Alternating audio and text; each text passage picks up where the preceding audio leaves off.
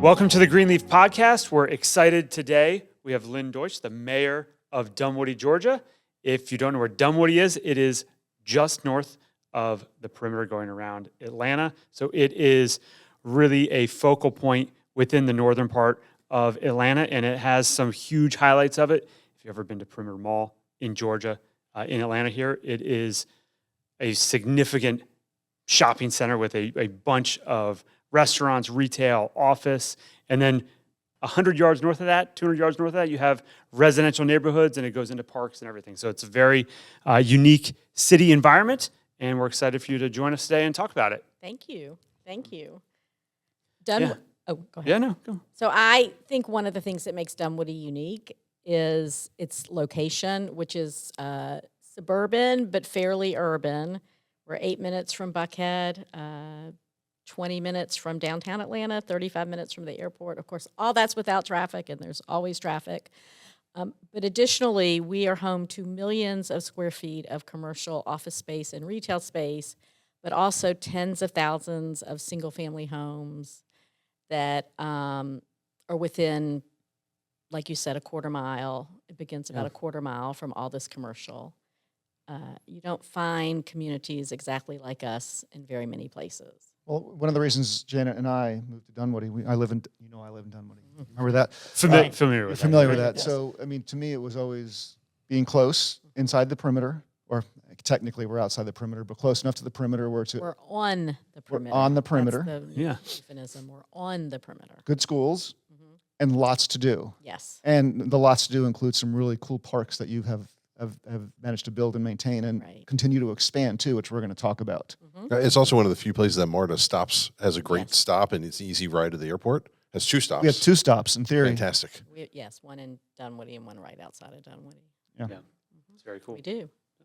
So you've been part of Dunwoody. So Dunwoody started in 2008, Right. technically. We incorporated in 2008. So at that point, it was basically like startup mode. Well, wait, real quick. Right before that, you might have gone to a special school. I did. And Hook'em Horns. Yeah, thank you. Oh my God, you He just was made my waiting day. for that all day. A little bit of a fan over here. I was there when Austin was beginning to boom, I think. My husband's actually from Austin. Sounds like a great guy. And so he went to A&M. Oh, I don't know anymore. But Austin has changed Dramatically? since we were there. And you have to catch the shoes too. Do you see the shoes? I see the shoes. You see There's the a lot shoes? of burnt orange. So tell me, you have a dog named Boomer. How did that happen? So my son, my oldest son, who actually went to A&M as well, found a stray dog, and for the life of me, I do not understand how he ended up with the name Boomer. And then when said son graduated from college, the dog came to live with us. But I kept saying to him, I don't understand, Boomer. And he's like, well, you can change the name. I'm like, no, he's like 10 years old. I'm not changing his name. The poor dog would be like, A&M didn't why are they really- yelling at me in a different A&M, word? Right. Oklahoma wasn't a big rival of A&M's, I guess, back then. Oh, now fair they're enough. both in the SEC. So Yep. we'll see. But yeah. All right, that back is- to our regular Right, back program to- schedule. Yeah, but you got can't to, you got to do the I got reveal. it out of my system. You got to do change the the reveal. name, though. Yeah, I'm with you on that. You can't just change the poor little guy's name. No, you Can't just change call the it dog's Keith name. or something one day. No. Hey, Keith, come here. No, right. There's a dog Right. Keith. He wasn't that smart. He was already pretty disadvantaged from an intelligence standpoint. Oh. So there was Okay. There's Oh, the dad poor comes the dog. text for the. right. Yeah, he Weren't wasn't able to He remediate. wasn't. Yeah. Boomer's a great name for that then. Right. Boomer was. Yeah. Okay. Man, so Dunwoody starts 2008, and that's like day one of a city, Right. right? And 2011, and you're joining the city council. 2011, I ran for city council and was elected. And I was on the city's first planning commission, which is a zoning board required by state law. And I have a master's in city planning, and so Councilman John Hennigan appointed me to the first city planning board. But the country, if you recall, was in a deep, deep real estate recession, not just commercial, everything. And we didn't do much zoning at the time. We mostly reviewed ordinances, which was really a great way for a city to start. Not that a recession is positive, but the fact that they weren't immediately hit with lots of zoning applications that the city was not ready for. and the state defines a timeline, it would have probably not gone so well. So as bad as the economy was, it allowed Dunwoody, the administration part of Dunwoody, to get on their feet, take a breath, and get ready to run a big city. So because we're 50, well, back then we were in the mid-40s. We're certainly in the top 20 cities in Georgia. Current population is 50-something, 52,000. 51, That's what I recall, 52,000, yes. yeah. So So that was a little bit of a help. You're starting a city, and you don't immediately open the doors and basically get inundated with right. special requests and Right. zoning changes and all this, procedural And part if- that takes time to get set up. And if you're familiar with Hammond Drive in Sandy Springs, I suspect that's what happened there. They got lots of applications for apartment complexes, which are not necessarily bad, but it all happened right as they were opening their doors. And Yeah, so then you're it's more like you're in startup mode. You're still trying to hire people and figure out how it all works. And at the same point, you got to execute at a fully staffed Right. level, which is hard. Somebody comes to you with a project that you've never seen before, a multi-million-dollar project that you just have no concept of what are we supposed to do, and this is our first one, and it's kind of it's a city essentially like a deer in headlights looking at that type of project. Yeah, so the first significant rezonings came after I was on council. There was not much happening those first few years. What made you want to? What made you want to run again in council? Or how did you even decide? Like, okay, I want to get into local government part of it. I was on the planning commission, which we were reviewing the noise ordinance over and over again and stuff like that. But council didn't have, at the time I ran, a lot of voices for young families and seemed very stalled on a model already that was dated. Yep. And I believe that Dunwoody needed to do more and be more, and also address the not insignificant needs of the young families in our community, but also younger people's wants and desires. We became a city to pave roads, to have better public safety, to have control over planning and zoning, and to have parks. We really didn't have any parks of any measure before we became a city. But there's a lot more even back then in being a city. Certainly now there's a tremendous amount more. So the Brook Run Park that we've run our 5K at multiple times, that Brook Run Park did not exist. The playground was there, but that was about it. Yeah, the trail that we run around. No lemonade days. No lemonade. No, Lemonade Days, yes. Lemonade Days was there. The trail Yeah. was not there. And so literally when the city was formed, somebody actually went out and walked in the woods and said, hey, we could form a trail around here, and Right. built that trail. Now that trail is one of the most used trails in Dunwoody right now. Oh, for sure, it's the most used trail. And the park itself, which we've added an amphitheater, the trails, we moved the dog park. We have 2 big soccer fields, rectangular fields. And the soccer fields are gigantic. Gigantic, Gigantic, and used yes. all the time. Yes. We have more planned, but we've had to pause because maybe the park is used enough. But we've acquired land for other parks. We've built out a park in Perimeter Center recently. That's the first public green space in Perimeter Center.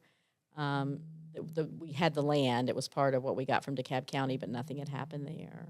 We've rebuilt numerous playgrounds and added tennis courts, just adding to recreational opportunities. So this is one of the conversations we were having before, that you have to do this after the fact. So this city has already been built. Yes. It's been built out, Mm-hmm. and it was built without any of these spaces. And so you have to find this kind of space in an already developed urban area. And so can you give us a little insight in how complicated that process is? Well, for public space, there's not much land. We did a swap with the school system because they needed some land to build an elementary school, so we swapped our baseball fields. We took some land from the middle school and put baseball fields there that became part of Brook Run Park. It's our land. And then that park is green space right now with a playground from the school that was on that property. And then there was a relatively, for Dunwoody, large residential parcel that came on the market, and we purchased that. But also, we've looked at the amenities we have and what we need. So, like, for example, we did acquire an old swim tennis that had functionally gone out of business. We redid their tennis courts, so we added 2 more tennis courts to our inventory.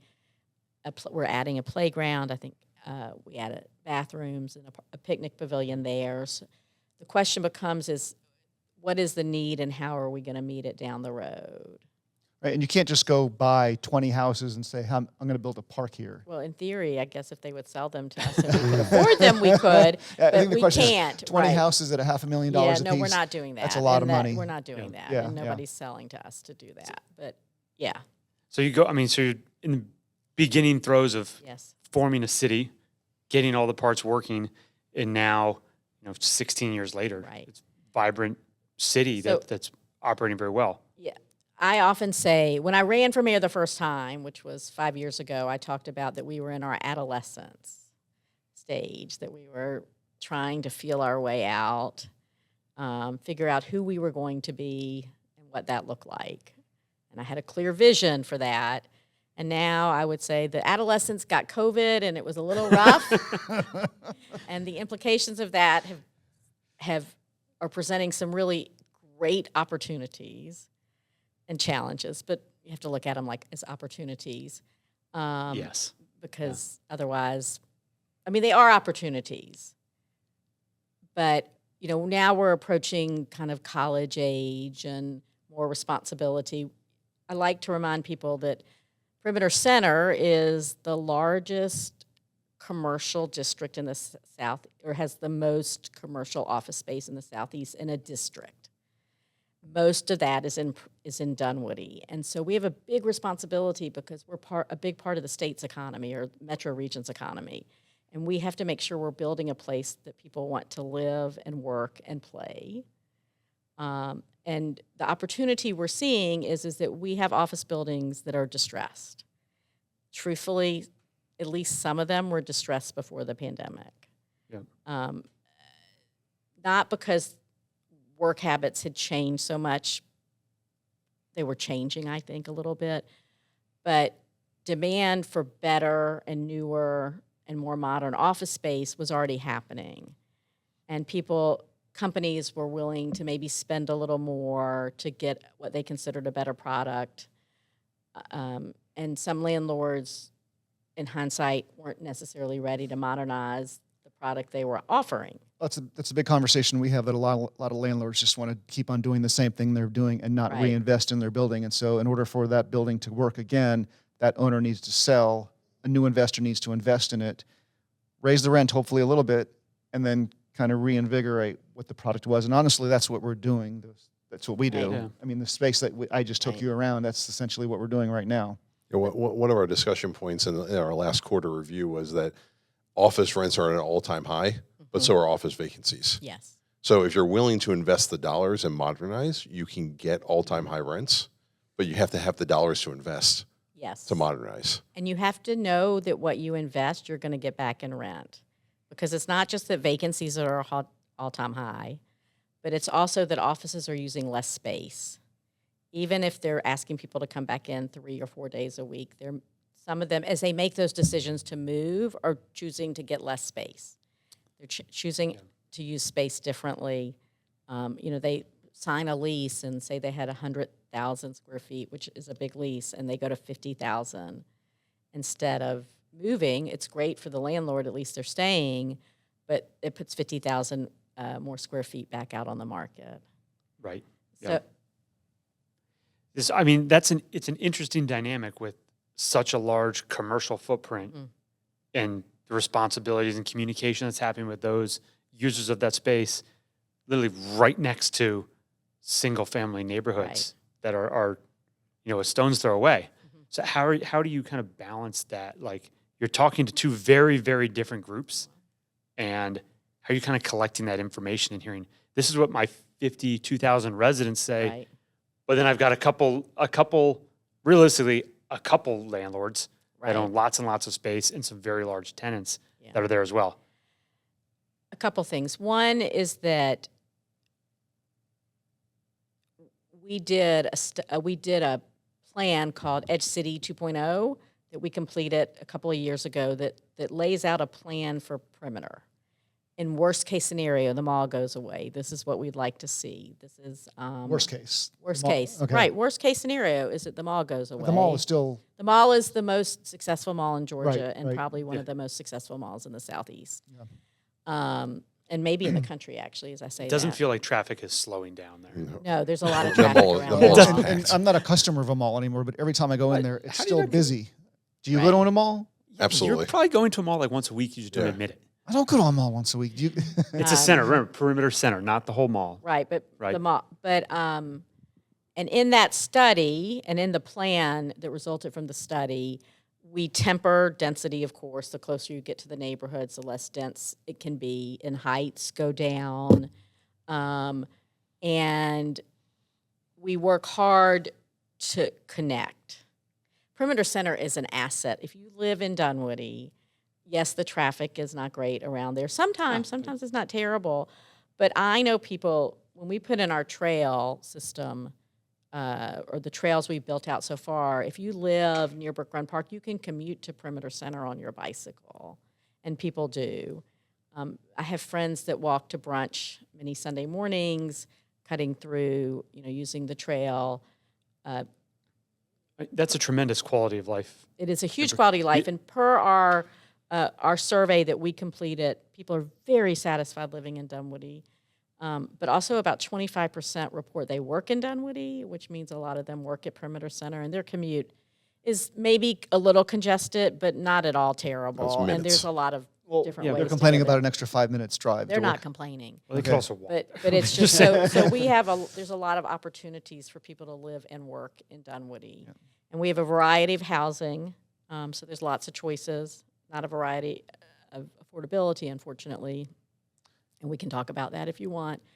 But in Perimeter Center, we have about 8,000 people on the Dunwoody side that live in Perimeter Center and about 9,000 that live on the Sandy Springs side.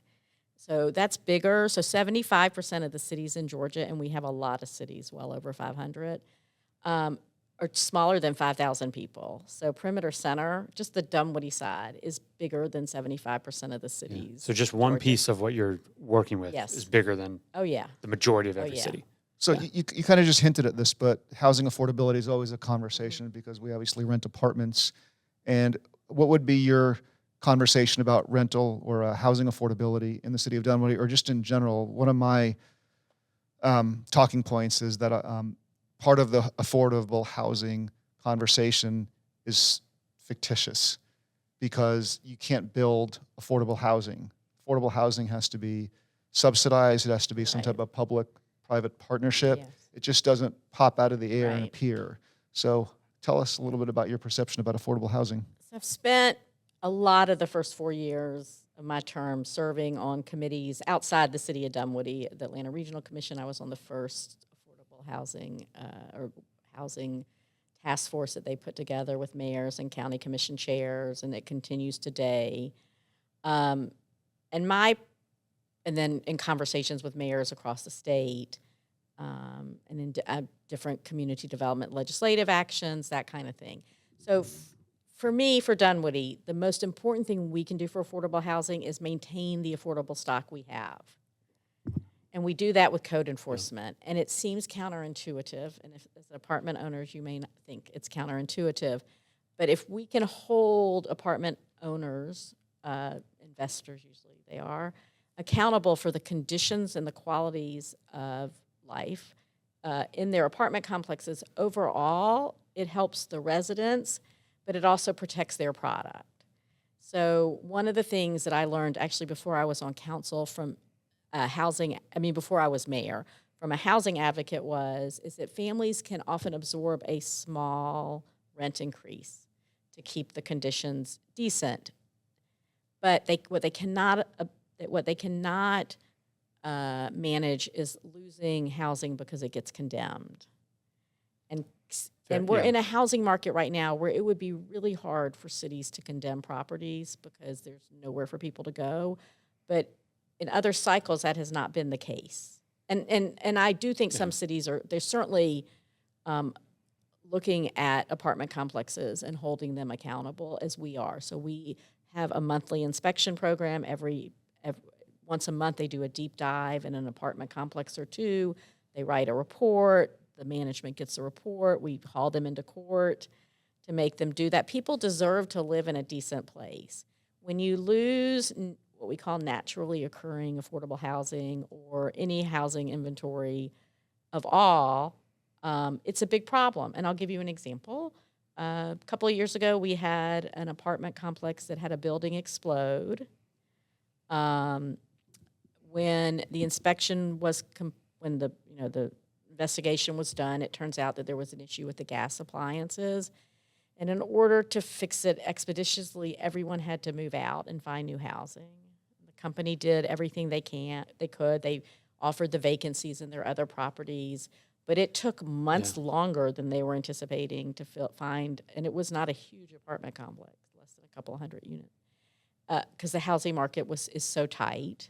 I'm sure you're aware that across the country we're not building nearly the inventory that people say we should be to meet the needs, which then puts upward pressure on housing at the price point, puts upward pressure on prices. And then the other barrier for places like Dunwoody is our land cost. And then I'll add, because I've had this conversation publicly many times, that since the recession, what I experience and mayors, at least across Metro Atlanta experience is developers want to build exactly two things. 3 if you include single-family homes, but there's not a lot of that happening, certainly in close in Metro Atlanta. But they want to build apartments or townhomes. So when they come in and they show me so I've been meeting with banks about office buildings, and I've been meeting with owners about office buildings and what they're going to repurpose to. And when they show me things, I'm like, I'll get you more density if you'll build a different ownership product. Build cluster homes. Build. There's a model where you have a townhome and a condo sort of integrated in the same space. I'll get you more density. I can convince my council that this is what we need. We don't need. Townhomes are okay. It's the only real new ownership resident. It's the only new. There's been a few tear downs and infill housing, but we've probably had a couple of hundred townhomes built since we became a city. I'm trying to do the math in my head as I talk. That sounds about right. Yeah. But no one's offering different because during the recession we lost a lot of skilled people in the construction industry. They didn't just leave whatever trade they were practicing. They left the industry, and now companies that pre-2010 were building a diverse pool of housing have really specialized. Well, it reduces risk a little bit when you're Yes, like, hey, this is exactly what we're going to do every single time, and we're just going to find a spot that we can do our project, and we'll just keep going until we find that one. Yep. Versus kind of taking a space that's there and saying, what is potentially the best for this area? Well, I'm thinking about your office building that I'm doing the numbers in my head. $1 million an acre for, it was 7 acres. Yeah, the whole thing wouldn't have had to be housing, though. Right, but just the density wise, each acre you could put, 8 townhomes? No, I don't know. Yeah, whatever it is, it would have to make sense at a certain time. Andrew's high D detail is coming out on the trying to on do the math in my head. exactly what it can be. It's the reality is that the reality is that we need a partnership, and it is. You're right. So a lot of affordable housing, or I much prefer obtainable housing, on the rental side at least, is public-private partnerships. Yep. Cities are giving land. We don't have any. They're subsidizing it. There's federal dollars out there. There's state dollars out there. But DeKalb County is looking at a land bank, which I think is an interesting idea. Right. So we'll see. But for me, it's pretty critical to maintain what we have. Well, I think that's like long-term Everything's development. long-term. But not losing stuff today. Right. I think she said something is- that I've never heard before, though, which is an interesting point, though, but naturally occurring affordable housing. Right. Because that's how it occurs. You don't just build affordable housing. Just over time, it's the aged housing, it's the aged product in the area, and that's what becomes affordable. But it can still Building be that- maintained. It can still be Right. maintained. It can still be absolutely. operated Absolutely. cleanly. It should be maintained, but let's talk about the reality of this natural occurring product, which is over the last few years, the investment market is playing havoc with housing. Right. So I was taking a walk with a friend, and she lives kind of on a busy street, and we turned into a neighborhood, and she said, "You won't believe it. In the last 5 years, almost every house in this neighborhood has been purchased by an investment company." In Dunwoody or? No, not in Dunwoody. Okay. Not All the Dunwoody. single-family All the homes, single-family homes. This is not, so Dunwoody's, there's some, there's certain, for sure some, I know of some. But the price point in Dunwoody has always been a little higher or a lot higher than investment companies were interested in buying. Right, because your renter pool shrinks. Your renter pool Every shrinks. And $100,000 also, price. I suspect that they have a rental price they charge. 3 bedrooms, it's this, it's 4 bedrooms. These are mostly massive investment companies that aren't individualizing what they're doing. Right. In fact, I have a friend, and he lives in a newer townhome community, and an investment company came in and bought 3 townhomes without realizing that there's a covenant that you can't rent. And so now the 3 townhomes remain empty in their townhome complex because they can't rent them. Sounds like a poor due diligence. Someone should Yeah, report that's what happens. That's It's probably off what you wanted to talk Make about. a note of that. If No, you but buy a that's townhome Are complex. there Right. are there any restrictions in Dunwoody that stops a investment No, company the from state buying? doesn't let us. The state doesn't even let us do a rental registry. So we've had situations, and we're probably way down a rabbit hole. No, But, but we've had situations where a local investor, and by local I mean Georgia or Metro Atlanta, has purchased a home that they rent out, and they use a New York agent. So anytime there's a code enforcement issue, we have to track the New York agent down. So my friends in Doraville have been pushing very hard through our municipal association, say that fast 3 times, for legislation, a change in legislation that would allow us to have a rental registry. Because when you talk about maintaining affordable properties, if you cannot hold the owner accountable, it's a big problem. And so but you can't find them all the time. But so that's the difference. So like an apartment owner, you know we who all find those them. right. You That's know not who a those people are. problem. Yeah. So this is a Well, single you can family hold the investor. management. You can hold the professionals accountable if the owner's hiding. Right. So this is a single family Single family homes. investment owner. These investment companies, these single family homes. With the code enforcement, as you go through and inspect the properties and then basically give this, let's just Right, call it so- a laundry list Yep, of like, that's what hey, it fix is. all these things. With pictures. Right. Do you not find that ultimately becomes inflationary? It basically has to be passed through and rent and. So it may, but people need to live in safe and decent places. Of course, yeah. And what we know, again, because the current conditions have really changed things, but what we know happened before the rental market exploded is that property owners would just give up, and then the property would be condemned, and people would have to move. And this way, your rent might go up some. Rent's, quite frankly, probably going up anyway. Yeah, fair enough. Fair enough. Yeah. All right, so you mentioned a little bit about the parks and the initiative you've taken from, I guess, call it like pre-city Yes. time frame when there was, A playground. one, There were one, two, two. actually. Okay, so you had 2 playgrounds playgrounds. for 40,000 people. Okay, so yeah, pretty good. Right. Right. And then now you've trying to take that to you've got people that are riding their bike to work on Yes. bike paths. It's like, but none of that that's not like a one day thing. That's like No. how do you implement a vision? So we do to a shift to parks. that? We do a parks plan. We have transportation plan and parks plan and an overall comprehensive plan. And we do surveys and trail anything for walking is always number one. Do people come back on the surveys and they say, we want less walking and less? Yeah, well, they want less. There are always people who say don't do anything, but you can't listen to those voices. What would they want to be done? I had a neighbor that didn't think we should pave roads. So And basically use lower taxes, charge me less fees. Right. Okay. But that's Yeah, fair enough. Yeah. But- It's a position. But there are certainly voices out there that raise their families in Dunwoody with none of these amenities, and why do we need them? And everyone's entitled to their opinion. I'm going to make my kids start walking to school Right. down the highway. Right. Right. And they don't necessarily understand why communities thrive with parks, but also kids are much more active now and busy, and people want to be in part of their community. I don't want people to have to drive their kid to everything they do. They're going to have to drive them to do something. Because we can't be everything to everybody. It's just not realistic, nor should we. We're part of a metro Atlanta region. We benefit from being part of the region, including in recreational opportunities. For example, I don't see us ever having an indoor swimming pool. We're an outdoor swimming pool. But I think that people should have a soccer field, baseball fields, and playground equipment and trails to walk on. So very topical sports. for you right now. We recently had a parks bond in the city of Dunwoody. It's Parks and Trails. Parks and Trails, yes, a Parks and Trails bond. And that was received differently by different people. Right. And ultimately, I was a big fan of it because obviously, I'm a runner and I like trails. And You can run on 285. run on 285. That's right. You're right. I don't That's think right. she would like that because No, 'cause traffic. some of her police officers might be there one day. Oh, yeah, you're going to get in picking trouble. me up from the side of the road. They get a phone call, a wellness check.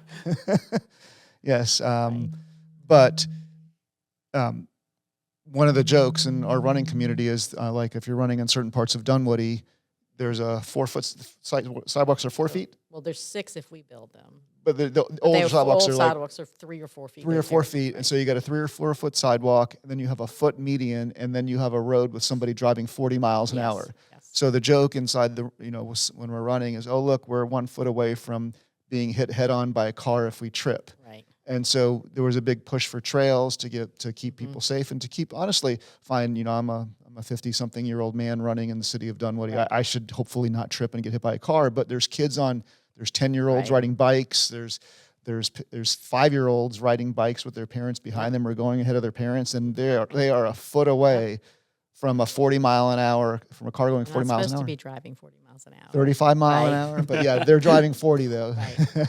Right. So, how did you process this, or what was your kind of take on this whole process? I think the concept of trails was really misunderstood in a lot of cases. I think that the park bond separately probably would have passed. Hindsight is 20/20.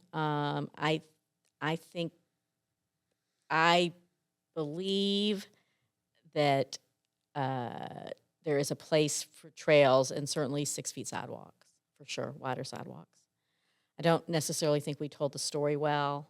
The original city council, I wasn't on it, set a goal of connecting the city east-west.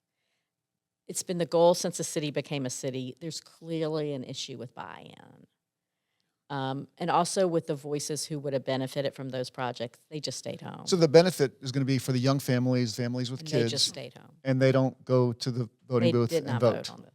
No. Okay. So that's been a goal from the city from the The So is that like connectivity we part, formed a it's city in the and we wanna improve transportation plan. connectivity? It's in the first transportation plan. No. But I am a voice that often says, and since I've been on council, which is that every segment of trail does not have to be the same width, that we have to work because we're a built-out environment. There are definitely voices on city council that disagree with me. I think they should all be the same width, and I think that's stymied us through this process, and we'll figure it out. But if I may add, the place we need to invest the most in trails is in perimeter. So if you're coming in and you're looking for new office space, whether you're from Metro Atlanta or hopefully from somewhere else and you're relocating your company, what you want is a place where your employees want to come to the office. And we have to create that. We can't create what happens in the office buildings. That's not our forte. It's not our responsibility. But I have to create the environment so that if you take MARTA to work in perimeter, which you can do because it's right there, and if your office isn't right there, there are shuttles that take you to your office from the MARTA station, that you can spend your entire day without a car and not miss it. You need to be able to walk to lunch. I am failing when people get in their car in a perimeter office building to drive to lunch. We've got to make that better. We're working on it. There's a brand new multipurpose trail being laid right now on Ashford Dunwoody Road in front of the mall. It goes down Hammond. It's going to continue up to Mount Vernon eventually. On both sides, there'll be something. Right now, it's on the west side of Ashford Dunwoody, or the north side. You know, you're Yeah, making me that's- remember, I used to work in Buckhead, and when I worked in Buckhead, I worked at multiple office buildings around Lenox Mall. Right. And every day, we would just walk to one of the restaurants Right. from the office building or And- walk across the streets of the mall to have And lunch. People are doing that now in perimeter. Yeah. But not enough, and we're going to make it easier.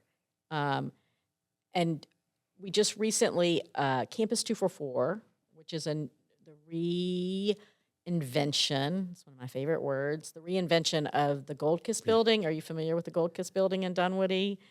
You can see it from the interstate. So it used to be a 2.5, 3-story building, and they've added 2 stories built the of top of it. lumber to the top. It is incredibly cool space. Transportation Insight, or Beyond is their parent company, relocated their headquarters from Mecklenburg County. It was one of the largest private companies there, to Dunwoody. They opened a few weeks ago. When I was there for the ribbon cutting, the employees are so excited because they'll be able to walk out of their office and walk down the street, not very far, to High Street, which is a massive development that's underway now. The first phase is open now. It was rezoned in 2007, which is absurd that it took them more than 15 years to build this. It happens. It takes us a year sometimes just to get plans drawn and figure out what we're going to do. 15 So years. They missed 2 other positive real estate cycles, and if they had not finally started, they would have missed 3. And that's a long time as a city. You want to talk about, like, from a city Right. perspective. So they were zoned by DeKalb County before we were a city. yeah, And they're allowed 1,500 apartments and 1,500 condominiums, thousands and thousands of square feet of office space, I think 2 hotels, a lot.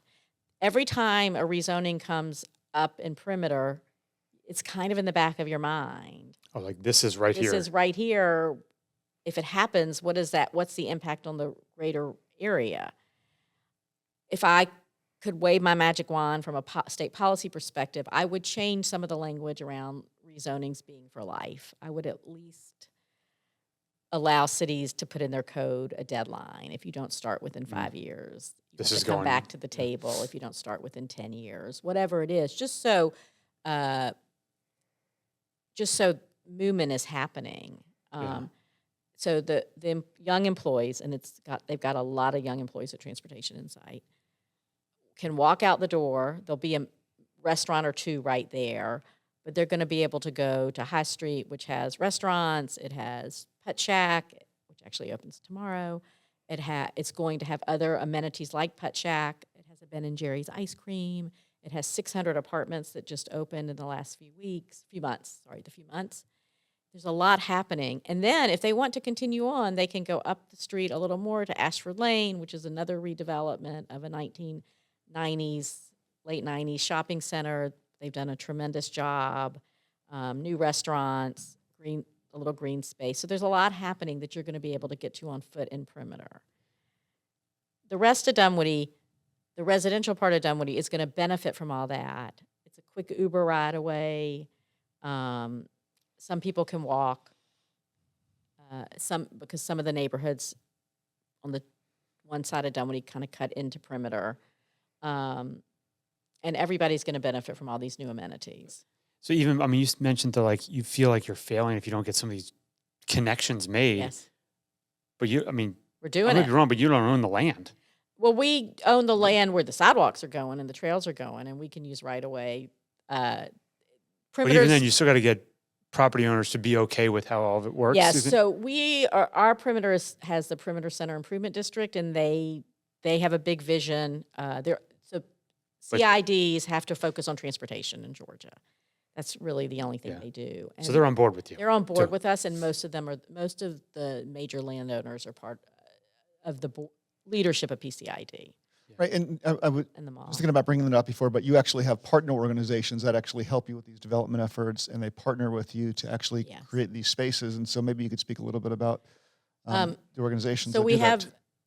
have two major. We have a development authority, which I'm sure you're familiar, can give incentives. They're independent, and they have guidelines. We generally don't give. They generally don't give for residential products, office buildings, and other commercial redevelopment. They give abatements. They follow. It's not particularly. I'm trying to think how to say. There are neighboring cities that are very bold with these things. They give long time. You get forever. Get 25 years. We give. I don't want to misspeak. But ours is much shorter, and it prorates. Within a few years. You want to see some action now. We want to see the actions now. We want to see action now, but you don't get it forever. Yeah. We also require, depending on the project, developers to put in part of the trail or sidewalk, depending on where they are. We actually had a development where they put in a new road. It's a public road, but it solved a big connectivity problem in the perimeter. And then we have an urban redevelopment authority that's been working on the same project for many, many years in the Georgetown area, Dunwoody. And urban redevelopment authorities go into areas where in Georgia you have to declare it blight. It was one of the blue pipe farms from the recession. Right. And they bought the land. You can use tools that you cannot use as a city to get the kind of development you want. You don't have to take the highest bidder or the lowest bidder or whatever it is. So it's worked out very well. It's a lovely cool. neighborhood. Yeah. We haven't seen pipe farms in You haven't a seen, while. Right, that's good. Yeah, that's But there are positive. actually, I can't tell you when, but certainly in the exurbs, it lingered a lot longer than it did closer in Metro Atlanta and probably similarly across the country. I forgot about them. I mean, I remember them, but they were just these, they were they're everywhere. gigantic Everywhere. fields of just They had these all the white plumbing pipes sticking sticking out. They were not Yeah. everywhere in Dunwoody. We had Oh yeah, not She said- Dunwoody. she said, but "Wait a minute in here, other Andrew, parts wait." of, right, but anywhere there was new construction going on as the recession hit, Oh, yeah, it just- residential construction, it just came to a quick, brutal halt. And then recovering from that, we were, like I said, our urban redevelopment authority, we created it, and then they purchased the land. In other places, you had subdivisions with homes that were 3,000 square feet, and a buyer came in and purchased the land, and when they started building, they were building a significantly different product. Right, And, right. and that's caused some tensions in those communities. So let's move on to one of your favorite topics. Okay. You ready for you know what that is? Taxes. Oh, I thought you were talking about Texas. Oh, Texas Texas, football. Texas, You're talking about Texas or Texas football. taxes? I went to approximately a football game a year when I was a student. My father would come in. I wasn't much of a football fan. Oh, Sorry. don't get disappointed. That's So right. you are now, though. For different reasons. Yeah, but yes. yeah. Now I'm He a was football been all waiting fan. matters. all day to show you that shirt. I know, And well. he's, I planned this good. wardrobe like weeks ago. That's awesome. I'm impressed. I'll be wearing the same thing tomorrow.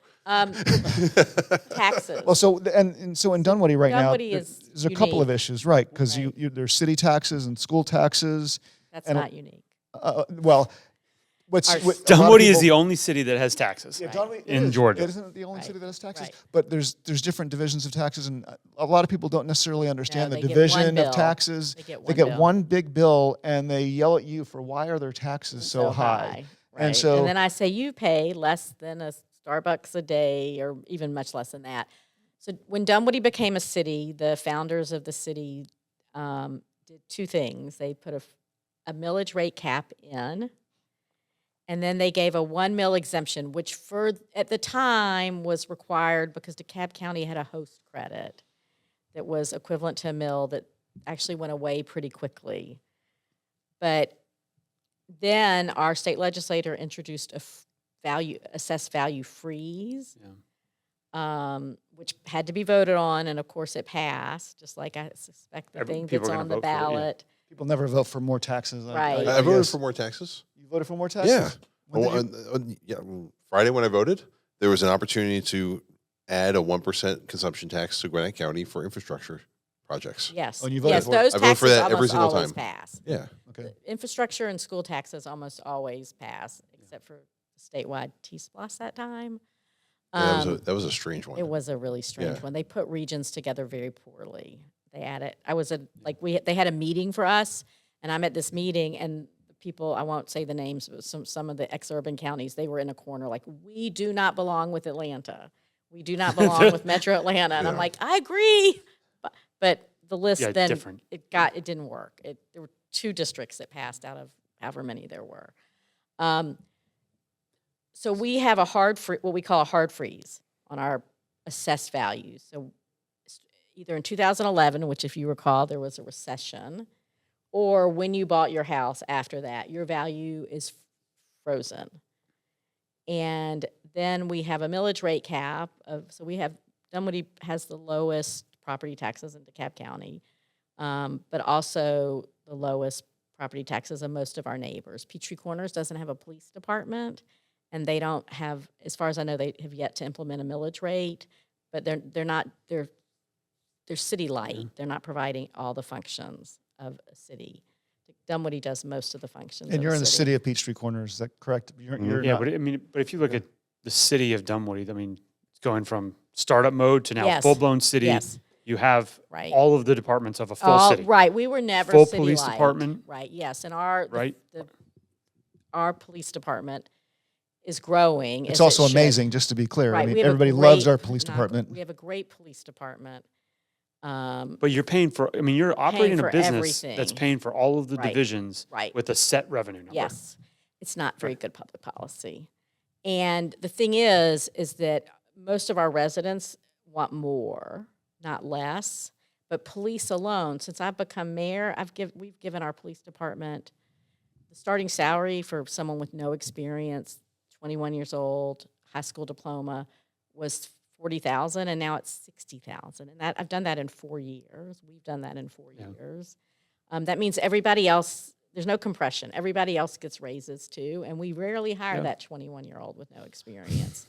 So, and we're short officers. Everybody with a police department of any size that I know about is short officers because it's gotten tougher to attract people to the field. There's more opportunities when Target is paying. You know, I know mayors that they just can't afford to do it, and it's hard to attract, well, especially right now. So one of the challenges for Dunwoody, and I talked about it before, is that we are surrounded by cities that, with the exception of Peachtree Corners, that doesn't have a police department, that when the mayors wake up in the morning and decide maybe today's the day for a raise for public safety, they can just do it. And it's very competitive. And we give great benefits. We give an $800 a month housing allowance if you live in in Dunwoody, I'm sorry. We'll cut that out. We give an $800 a month bonus. We offer an $800 a month stipend for our police officers to live in Dunwoody. Yeah. That's $10,000 I can't do the math, close to $10,000 a 600, year. yeah. But Yeah, when you're 9,600 23, bucks. you might not appreciate that so much. You know, you want cash in hand. But if you live in an apartment complex and you become they have official apartments they reserve for public safety, you get even a bigger discount. So Right. we are doing really good things. We pay for their continuing education. Yeah, and this also works out for them too, because if I understand it correctly, they get to take their car and put their car Yes, in the They apartment. take their cars home. They Right, have and take-home so the cars. apartment community has Yes, a police officer. kind of a Yes. police officer car parked in the parking Yes. lot. So that's a deterrent Yes. for a lot of things. Yes, I mean, we've always been a fan of participating in those when we can. Yes. Because of that. right. When that police car also gets to come home with the officer and stay in your apartment community, It's a it, Right. it massive- helps. Right. Yeah, it's a big. It's a big it's a thing. definite And so- benefit for an apartment owner. But up until now, about 70% of our revenue comes from our commercial district, which is not the norm for a city with a residential population of 52,000 people. So we'll be working on that. Well, is that because your commercial district is so large for It's because- 52? I mean, it's Yeah, that's abnormally part large of for it. 52,000 people. It's part of it, but it's also because our tax structure is such that, you know, my house, I think I pay $400 a year or less for my city taxes. And that's Yeah. because the value is frozen at way back when. And so I'm going to have a lot of conversations with our residents at the beginning of 25 5 to talk about how we solve this, because we have to solve it. That's one of the points you had. Like, how do you, Dave, we were talking about this yesterday, is how do you have those conversations? Like literally, like, Yeah, how the do you talk to conversa- 52,000 people? Well, you carefully. So we do surveys. For example, the park survey. Dunwoody is about 50% rental, which surprises people. And when we did the Is last, that high or is that that's normal? high. Okay. When we did the last park survey, we made a big effort to get into the apartment complexes. And since this is your business, maybe you learned something. And they even mailed, they had the survey company mail postcards and different things, and we still ended up with a 1% participation rate. From the apartment From people complexes that who lived in the voted. apartment complexes to fill out the park survey. Oh, the survey. Okay. Park survey. And you would think it feels odd because they would want more green space They because would. they have I less. just think that they since don't. they're- I'm not sure everybody feels like they're part Yeah. of the community. And frankly, if you don't have children, I know you see the Dunwoody police cars.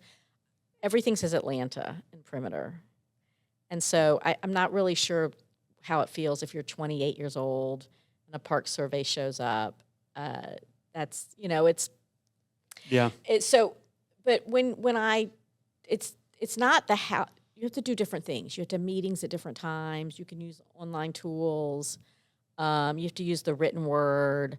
Are you using, we saw that you've used Twitter in the past. No more. You've been on other podcasts before, Right. LinkedIn. Yeah. Are you using all these social media I platforms, use Facebook? Facebook primarily. Okay. Twitter scared me away a while ago. And we have a city email blast once a week, and then we have a quarterly mailed newsletter, which is highly regarded. Like, it goes to everybody. You're never going to reach everybody until something affects them in their backyard or maybe in their pocketbook. But you have to do diverse things. You have to have our best attended meetings for some plans we've worked on have been in the middle of the day in a commercial area. Some we have sent consultants into restaurants, like certain restaurants in Dunwoody are heavy with families on Friday night, and we've sent the consultants in there, if not to have a conversation, to pass out something on how to fill it out. They show up at city festivals. But at some point, you can only spoon feed people so much. So I promise you today, there are people who still don't know it's election day. Or that where they vote. Are they in their 20s? I don't know, but Okay. I promise you there are people that are just, Yeah, like 100% success rate is no. not going to happen. And Right. at the end of the day, as mayor, we have to make decisions that not everyone's going to like. And it doesn't necessarily mean that either side is right or wrong. It's just that things have to happen or decisions have to be made, and you cannot stay stagnant.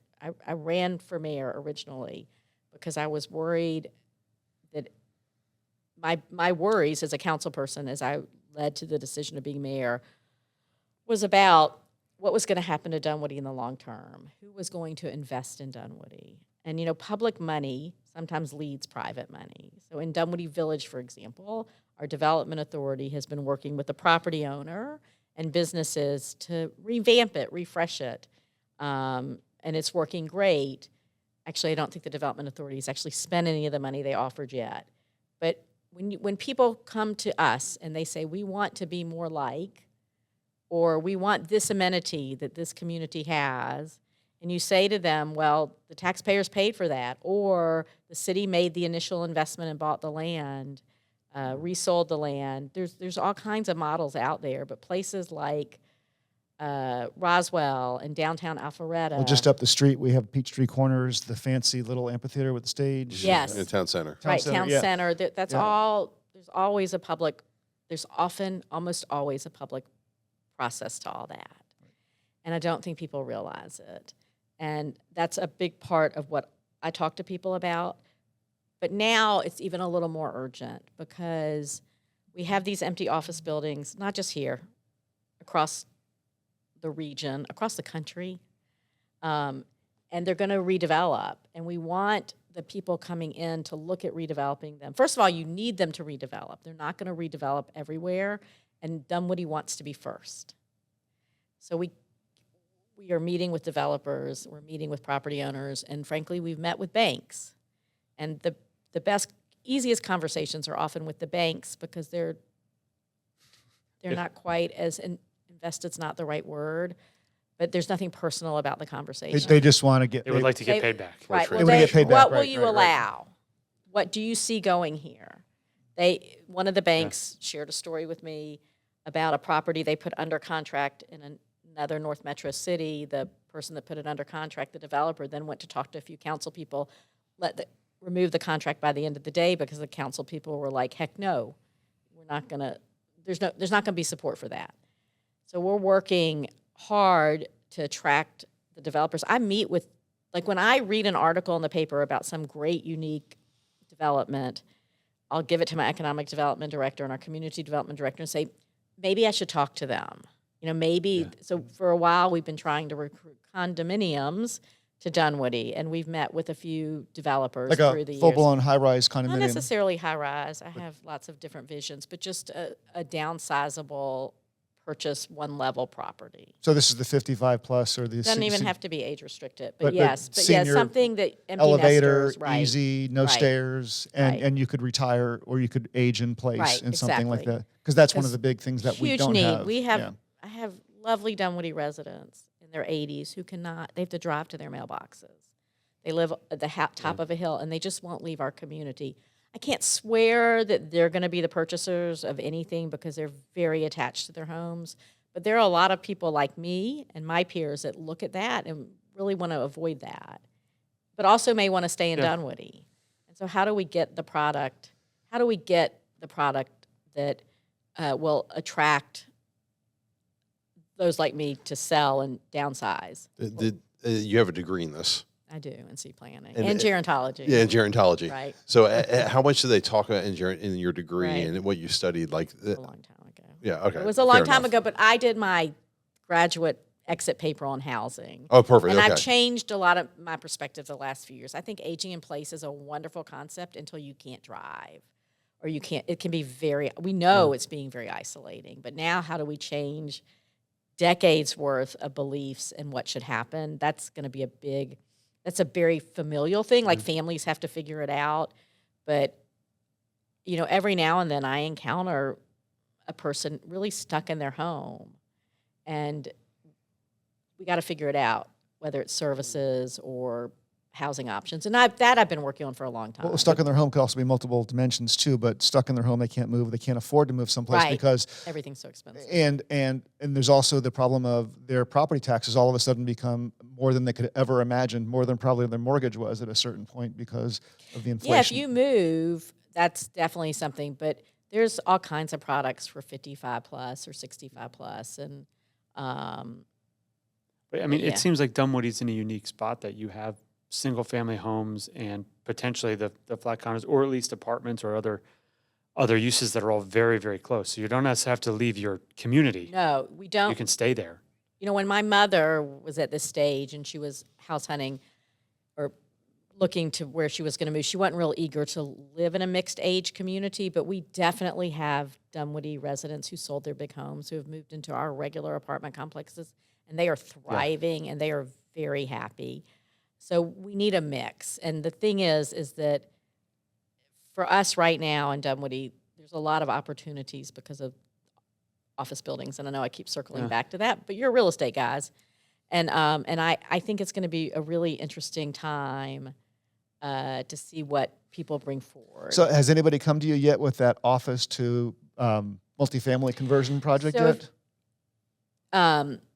No one has. We have one property owner who went to a multifamily developer, well-respected one, to map it at, like to look at the building he had, and the numbers don't work. And I keep hearing about these projects, and I talk to mayors all over the country, but no one actually has one of any substantial size to show. I'm not going to get any of the terminology right, so I'm not going to try. Buildings built before 1970 might work better. Certainly the historical buildings in New York City in the 20s will work better because it was built the same as like a residential building. Right. But most of our offices aren't wide enough or I don't know, thin enough. I don't know. You have to have windows. They don't have access points for egress. And for residential, utilities are a commercial. huge problem. And I've been following very closely. The city of Atlanta bought a huge office building downtown. I think they're having a really hard time getting the numbers to scratch out. Yeah, well, there's little logistics issues, just like the concrete plate of a Yes, new office right. building has steel going through it, rebar, Yes. and you cannot drill through that rebar in any way. So plumbing pipes or whatever, you have to Yes. literally do x-rays or just not do it, because as soon as you hit that piece of metal, you have compromised the entire floor. And Right. so there's just a lot of logistic issues that And so I know I'm have to be- eager. Has anyone brought any interesting redevelopment plans for office space? Well, we just approved, so State Farm, I don't know if you're familiar with the State Farm complex, you can see it from the interstate. It's 3 high-rises. It was going to be 4.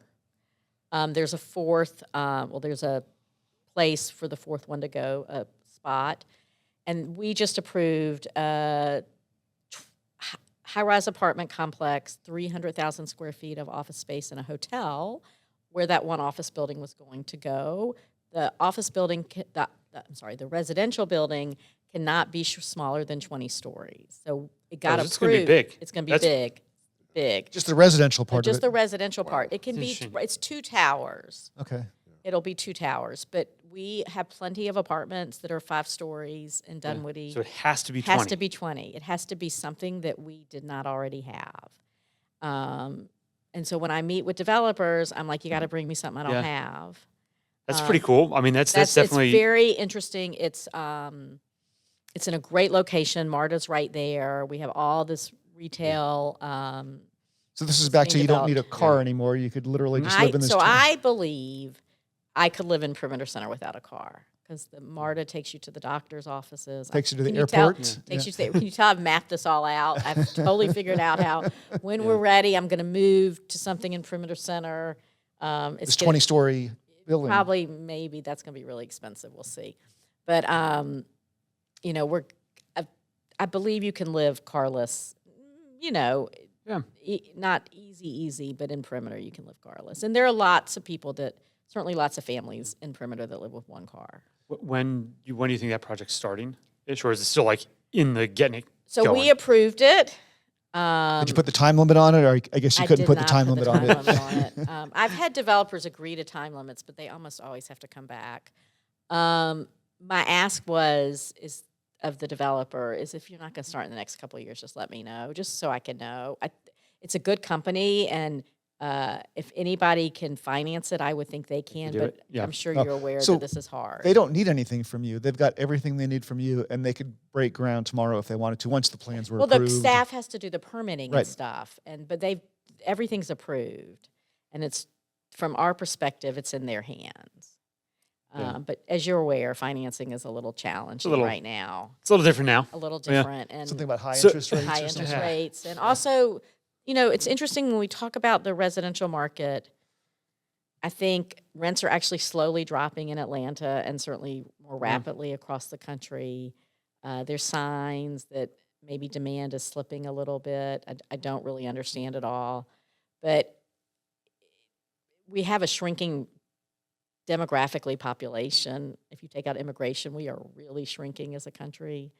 And so all this is going to play a role in what happens next in terms of multifamily development particularly. Yeah, on our multifamily side, we saw negative 2% rental rate growth, like quarter over the prior year, Yeah. quarter. That was what the market rates were in Atlanta Metro Yes. over this and- past quarter. So that's definitely that hasn't happened in past quarters. No, it's And it's kind something's of going always been on. up. And now it's like, okay, wait, there's a little bit of hesitation there. something's going on. But So, what do you got? so you talked a lot about parks. You talked a lot about office buildings. You talked a lot. You lit up when you were talking about the police and how great of a job they do. right. Like, what are you most excited about? Like, what's your biggest passion project that you're working on? And maybe it doesn't have a lot of traction today, but you see for the future. Like, what like you wake up in the morning, you're like, man, if I can just take one step forward in this one thing. I really think it's there's 2 really. One is Dunwoody Village, which is very important to our community. It's a series of 1970s shopping centers that somehow, because we're such a strong community economically, didn't even blink during the pandemic. I mean, yes, during the pandemic as well, but during the recession, while all our neighboring cities lost old retail and ended up with empty shopping centers, including new shopping centers that never got tenants, they never had an empty space. So Alpharetta, for example, is busy buying up land for like nothing an acre, and where their downtown is, they got a corner lot. I think it was a half acre for $200,000 or something. Our land values didn't even slip during the recession, and the businesses that are there are successful and thriving. But my community really wants it to be their downtown.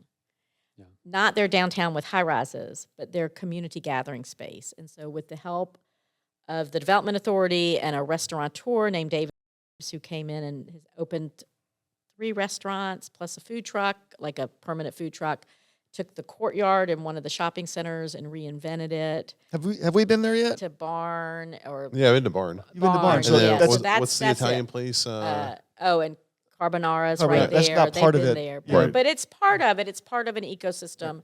I believe we need more residential there. I've been meeting with condo developers.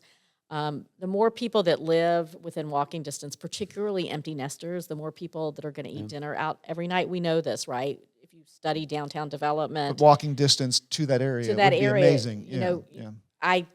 Georgia has 5 trillion cities, and you go into a workshop, and in Georgia, we don't differentiate by population by law. There was a lawsuit years ago. So every workshop I ever go to, it can be the biggest city and the smallest city in the same room. So you learn a lot. But interesting. small Yeah. towns often talk about their need for parking for their downtowns to be successful. And the speakers always speak of their need for housing. You've got to get people living in your downtown. So I think there's a lot of potential. I think there's a lot of good. And you have both of those with Dunwoody Village. I You do have plenty of parking and plenty of housing around Right. it. We have some housing. Americans do not always see walking as their first choice. How's that? So we probably need some more housing in the village long term. We have one relatively new townhome development. Town community across the street. Across the It's- street. How many units did it? I don't know. But- No, I don't know. But Okay. it's they often eat. They're often in they're the gonna go- businesses in the village. And so long-term housing, we want green space there. We don't own the land, working always to acquire some, and continuing it to make it a great place to gather. We have the post office there too, which Yeah, everybody's the always post talking office about. is terrible, and if I could do one thing, I would own that building. But also, what's happening in Perimeter Center with High Street and Campus 244 and Ashford Lane, and the amount of private investment that's happening in Perimeter, even during the pandemic. Ashford Lane it was not even that old. A company out of Florida purchased the property. They took a road and turned it into a park, green space. I've added great restaurants, Superica, Hawkers, Culinary Dropout, as well as some existing restaurants are right there on the courtyard, Taco Mac and Hobnob. Jenny's Ice Cream opened. Several fast casual restaurants have opened. And what they've done with this green space and what will happen at High Street, which has green space, and our newest redevelopment at Park Place, which is across the street from Perimeter Mall, also has green space. And these are called POPs, privately operated public space. And they're all going to program. Ashford Lane has already been programming. Actually, Park Place has started programming.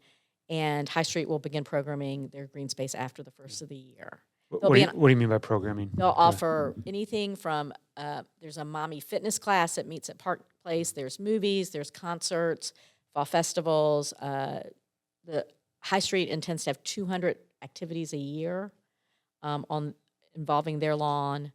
And that's the way you invigorate a community. Right, and I don't think there's an appreciation for that developer or that owner of that area made an investment. Yes. It arguably Huge. had working restaurants Right. in the area that were mostly occupied. I guess one would come in and out, Right. but they reinvested in that area, removed parking, Right. removed roads, created a green space, and created a destination area now Yes. that we've done that in Dunwoody Village. Done it Right. there, and I mean they create remarkable it- spaces that people want to go to. And So there's this concept that people in that business, in your business, talk about is linger longer. So my goal as mayor is to create spaces where people want to linger longer. I can't do it all myself. I don't own the property, but we can partner with you. And soon in Perimeter, everything's going to be connected. And by the way, we've made all of Perimeter an entertainment district, which means you can buy a drink. We put a little Cheers Dunwoody sticker on it. Same is true of Dunwoody Village. You can take your drink. You can pick up your drink and have dinner in High Street and take your drink and go get ice cream at Ashford Lane, walking with your drink. But not drive home. But not drive home. Okay, got it. Not Got drive it. home. Uber's But great. you can walk home from right there. But you can walk Or you home, but also you can only have one drink. But that's the thing is that we have so much exciting stuff going on that's going to benefit the people that live nearby, and I'm excited for our community because for a long time, Dunwoody, of all the new cities, quite frankly, we were the most community-ish because we had the Dunwoody Homeowners Association, had a clear sense of who we were and where we were. We didn't go beyond what people thought were Dunwoody. We went to the edge. You know, we incorporated what was known widely pretty much as Dunwoody. And we already had a sense of community and a sense of identity. And people moved to Dunwoody through the years for lots of reasons. And one was prestige, right? When Dunwoody was built in the 60s and 70s, primarily, it was viewed as being sort of a prestigious place to live. We've way evolved from that. I think we're attractive for a lot of reasons, but what I focus on a lot is building community. And these spaces, these privately owned commercial spaces, are helping us build community on a daily basis. Gotcha. Oh, that's exciting. Yeah, that's exciting to hear. It's yeah. Are we ready for our hot seat questions yet? I'm really excited about I know these. we can tell. Well, no, we appreciate it. I mean, is there anything else you want to add? What is it like being mayor? Is it you went into it and it's everything you thought it would be? Or it's like, at the wait a very minute here. beginning of I was sworn in as mayor at the very beginning of January 2020, and then boy. the Sweet. pandemic happened 9 weeks later. And I wish I started journaling later, but I wish I was journaling then because I can kind of remember we have a Dunwoody resident who actually was in the military on September 11th, and he led the recovery effort at the Pentagon, I think, at one of the sites. And he had sent me this email on March 1st with everything I should be doing. And I wish I remember how I reacted. Like, you need to get the Red Cross ready to do this, and you need to get this. And I'm sure I wish I could remember how I reacted because I don't. But being mayor is 98% joyful. No. And the other 2% you just have to deal with. Well, do you get, with your guys' city hall at Perimeter Center, how often do you go to Fogo de Chao, and do you get benefits at Fogo de Chao? It's the only one in the city. I don't go very often, occasionally meetings. Missed and opportunity. I am very discreet, so I'll tell you a story. There's always a story with when Fogo we de had Chao. there's always a story with me, but this is a great story. We had our first retreat with me as mayor. My predecessor did not believe in paying for anything, so we were having retreats with no facilitator. And so one of the first, I'd been on council, remember, I wasn't totally new to this, and I went to the city manager when I was elected, and I said, we're going to have our retreat in March, and we're going to have a paid facilitator, or we were just not getting anything accomplished at these retreats. And we have lots of work to do. I have a new vision. We got to get it done. So we kick off our retreat with a speaker. He's an author. He wrote the book For the Love of Cities. It was sponsored by several organizations.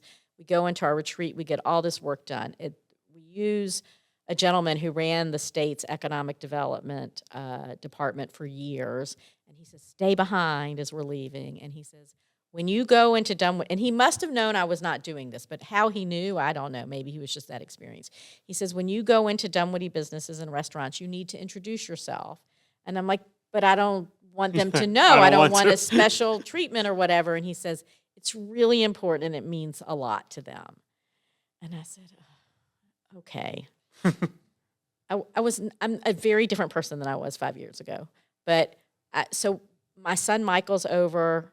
My husband's out of town. I said, let's go to this new Thai restaurant that just opened in the village for dinner. And I said, and then I'm going to do what they said. But at the end of dinner, I'm going to introduce myself. Did you tell your son this ahead of time? Uh-huh. Okay. My son is really into politics, I guess. so we go over there not realizing you needed a reservation for Saturday night, but they had seating at the bar. And so we sat at the bar and I said, okay, we're finishing up dinner. I said, okay, Michael, when they bring the check, I'm going to ask for the manager and I'm going to introduce myself. And there's a mirror above the bar. And a second later, he looks up and he saw someone pointing me out, a customer pointing me out to the owner. Like, that's the mayor. He could read their lips. So the mayor, he comes up a few minutes later with a piece of cake for me that I had not ordered, because, you know, they had told him I was the mayor. And I still do that. I introduce myself. I'm very proud of the fact that many of our local restaurants know who I am. I never ask for special treatment, but, and I don't get it and I don't expect it, but I like supporting local businesses. I like them knowing who I am. I spent a lot of the first year of pandemic, Andrew can tell you, begging people to pick up food, eat out. The city did all kinds of programs. Malachi's food collection. Malachi's to collect for people Yes. that were in need, but Yes. just trying to, sustain. And we did, knock on wood, we did really well. We took some federal money and paid rent. Well, for all the Dunwoody restaurants turned into like an incredible delivery business Yes. or pickup business. And a lot of them morphed really well. And I think I'm not sure anybody would say, there's one or two that totally thrived. In fact, quietly, they'll tell you that 2020 was one of their best years. Was a good year. But, that's behind us People now. were dying to go out for restaurants. Yeah, and they people couldn't sit do outside, and we're in the South. We have some advantages. it. Yeah. I had friends. I had mayor friends across the Northeast that were giving out they were letting restaurants take some federal money and buy blankets so people could sit outside. It was a lot, but I really like problem solving, and it's very important to me because Dunwoody's been my home for a really long time. And we raised our children here, that we get on the right trajectory and we stay on the right trajectory. Your kids started kindergarten. Oh, yeah. Well, my son, everybody was born in Dunwoody. Everybody Right, was right. a baby. You raised an entire family. Raised an entire family for their entire lives in Dunwoody. Because you started out in Dunwoody in the school system and volunteering in the school system. Right. My and- first advocacy was with the school system. Right. And so I had I cut my teeth on that. So but our community is very special and it's important to me, but we have to move forward. And any community that is not looking forward is going to struggle long term. And I can't have that for us. Yeah. Well, I mean, me as a Dunwoody resident, I want to thank you for everything that Appreciate you that. do, because what you do is amazing. In fact, I'm pretty confident that every time somebody tags you in a Facebook That's post, a whole nother thing. you do answer it. I don't, but Most of them, I think. like, will answer it. I So I'm whenever there's selective. a Anything. deer on the side of the road, hey Mayor Lynn, there's a deer on the side of the road. Can you arrange to have it picked up? It's like kind of stuff like that. Yeah. So in January of 2020, I went to a luncheon for newly elected mayors, and there were a couple of really experienced mayors. And I asked one of them, do you answer, like, you put up your Facebook post, do you engage? And he said, no, never. And Yeah. the pandemic forced me into, for me, the pandemic, I believed, required me to really communicate well, and to answer questions. And I don't mind, but I'm not always there. And somebody tagged me 3 times before 6:30 a.m. the other day. It's a running joke in Dunwoody that somebody Right. posts something and then somebody says as a joke, did you tag Mayor Right, Lynn right. as just to sort of be funny? So it's It's not funny, but that's what they it's do. fine. It's what I do, and I'm good at it, and it's fine, and I generally don't mind. I generally believe that communication can stop a lot of problems. It's better especially when people are so off, when they're just not correct. It doesn't solve everything, but engaging to say, this isn't exactly right, or the water main is going to be fixed by 10, or we don't know when it's going to be fixed, but they're working on it. Or, yes, I know the traffic is terrible. There was a wreck on 400. Just keeps people from speculating. Well, yeah. I mean, when people are left to their own Imaginations, mind right. and own imagination to come up with how something's going to play out, Good, Right. good things don't happen sometimes. No, bad that's where things science always fiction happen. comes from. I think so. Well, science fiction sometimes is fun to read and kind of engaging, Right. but Yeah, but it's not like what's happening all the time. No, So Yeah. you got to, no. yeah. So But that makes sense. I mean, get out in front of everything. Communicating is as much as I can. all right. So I got a hot seat question Okay. for you. You ready? Yes, maybe. Do you make your husband and kids? What do they call you? Do they call you Mayor Deutsch? Mom and Lynn. But my husband's like my chauffeur. Do you sit in the back seat when he drives you? No, but I work in the front seat. But I do not. But he is an incredibly good sport. He likes to go with me places. He'll stand in the back and talk to the staff. If he, people that work for the city, he knows them well. So your husband's also a leader in the community too. He's got his own activities and hobbies. He's a scout or what's the leadership called? He's a Boy Scout leader. Boy Scout leader in the local. One of the local troops that our Right, kids and were he's been doing that involved in for a long time, yes, my since your children- kids were yes. little. Mhm, Okay. Since my children were little. And my children call me mayor. Your children do call you not mayor. call me mayor. They do not call me mayor. They call me mom. And when my son got married, we did not use mayor or the honorable on the invitation. All right, and is there such thing as a key to the city? There are keys to the city. Could I have one? You have to be 100. I have to be 100 to get a key to the That's city. when I present keys to the city. Okay. Or rescue someone. You're almost there. Right. Or rescue someone. I think So I've like given 3-4 that out. years. Right. Can we cut him out of the video? We can't. Okay. And so, what does it open? What does the key open? Nothing. Sorry to disappoint It's you. nothing. Ugh. Ceremonial. All right. Right. One of my predecessors, not the one who wouldn't spend any money, ordered a lot of them, and then they Oh, sat. you still have all the keys, the I have original a keys. lot of keys, and so, but I Planning set for the future. 100th birthdays is when I give them and other things. So, do you have any unexpected talents or hobbies that people would not expect of Do you? do you juggle? One of my children juggles. Okay. I'm What do you do when you're not a mayor? What do you do when always a mayor. you're always a mayor? Even if I'm not. I read, but that's not unexpected. My oldest son was the student manager, a student manager at Texas A&M for their football team, and I really never had. Actually, let me step back. He was the student manager at Dunwoody High School for their football team after he broke his arm the first week of practice. Ooh, that And sounds he was fun. taking weightlifting. He was a high school sophomore, and he was taking weightlifting. And so rather than change the class, he became good friends with the football coach who was teaching it and then was managing the football team. Really didn't have much use for football until then. I'm a big college football fan. I thought you said you've only. When I was in college. Oh, when you were in college. When I was in Now, college, she's fully now embraced I'm- it. She wears orange every weekend. Okay. Did you buy her shirt to take home from today? I have a few burnt orange things. You have a few burnt orange things. Okay. Yes, I have more maroon, I'm afraid.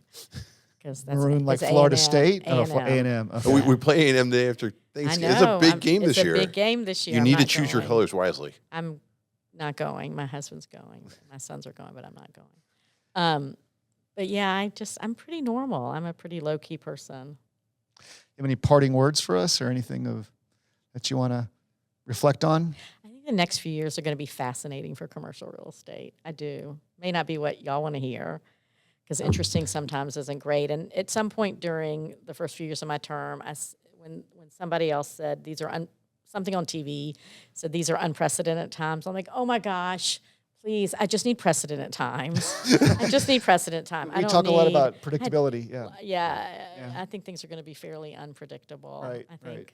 Right. That real estate, we want real estate to be predictable, and we want the formula to work. And when the Yes. formulas don't work, it causes problems for everybody: banks, investors, cities. Cities. Yes. And then that's when you have actual opportunities. Right, and for Dunwoody, So- we And you just we gotta- have this Edge City plan that, when we were working on it, was like a 20-year plan, and clearly there's going to be parts of that get implemented. And obviously financing is tricky. Eventually, the money market's going to fix itself. It always does. It's cyclical, and when that happens, I think the opportunities and we're ready. Some communities are not ready, but we are ready. We are open. And I can't wait to see what happens next. Excellent. Cool. Lynn, thank you very much for joining us today. We appreciate your insight and what it's like being a mayor. Thank you very much. And when you're looking for property, come look in Dunwoody. We do all the time. Yes. Try Sounds as like a much as you deal. can. We like Yes. yeah. Yes. We yes, love yes, Dunwoody. Yes. Right. It's very easy for us. Yes. All right. Well, thank you very much. Thank you. Thank you.